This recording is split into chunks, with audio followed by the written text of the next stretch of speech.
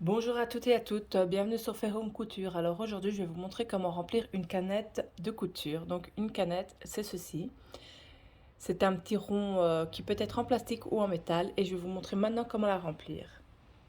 Alors on prend la bobine, la couleur de son choix. Ici j'ai pris du rose.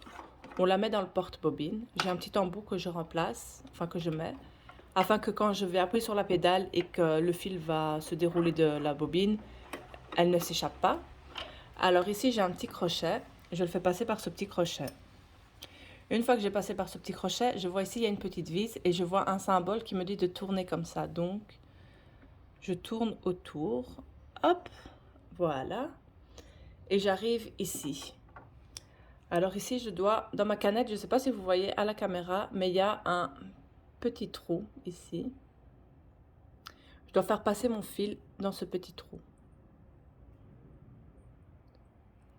Voilà, hop. Et j'insère ma canette dans le petit embout métallique. Une fois que c'est ça, je garde toujours un petit peu de fil vers le haut et je fais basculer vers la droite. Donc, c'est un embout qui se...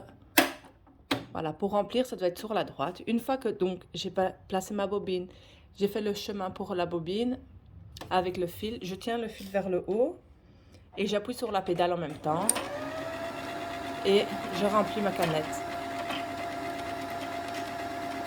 Une fois, on peut lâcher. Donc, je ne sais pas si vous voyez. La canette est en train de se remplir. Donc voilà, donc je vais vous montrer plus précisément. Vous voyez donc la bobine. Je suis le numéro 1 avec les traits en pointillés qui me dit de passer par là. Après, il me dit de faire le tour comme ceci. Donc de la droite, je descends et je remonte vers la gauche pour passer au-dessus. Et puis je vais jusque là. Et donc là, on voit bien le symbole qui montre que le fil doit passer par le petit trou, donc qui est ici. Je ne sais pas si vous le voyez bien à la caméra.